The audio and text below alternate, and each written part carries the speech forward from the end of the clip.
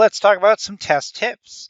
Now, when we go into this exam, we want to be aware that there's going to be some questions that will address, for example, how do you, and this is really true not just for developer exam, but also for the cloud architect and the engineer exam as well. So when we go into a lot of the Google exams, we want to realize that the case study questions or just even the standard questions that they have that are not case study based are going to give you a scenario, and you'll need to figure out how do we solve the problem, or what will we do to reduce latency.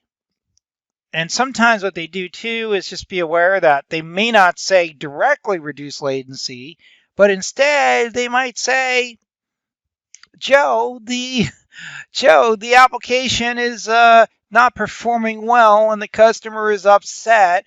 How do you solve the problem? So you know that it's a latency issue, unless if they say it's a UX issue in most cases. So you may have to go and look at using debug or trace, look at log files, whatever the issue is. But if you're deploying an application in Google Cloud, you need to be aware, of course, of locality.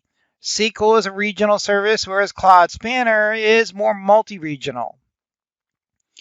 It would make sense, too, that you deploy services such as Cloud Storage, Compute Engine, even Cloud SQL, App Engine, whatever, closer to the user base if you can. I know that's not always the optimal way to approach things, especially in a mobile world. But we just need to be aware that would make sense in most cases. App Engine is a regional service. So when we're deploying App Engine, it is regional. It is not multi-regional. We can't move it. It's not particularly something we can migrate. So what do we have to do? We have to deploy another instance of App Engine. Also, too, cloud storage is one service of many, for example, that is essentially cached at edge locations. So for example, we might want to be aware of where the customer is, and if you can identify edge locations with Google that cloud storage would be basically cached at, then that may help your use case for deploying, for example, specific services as well.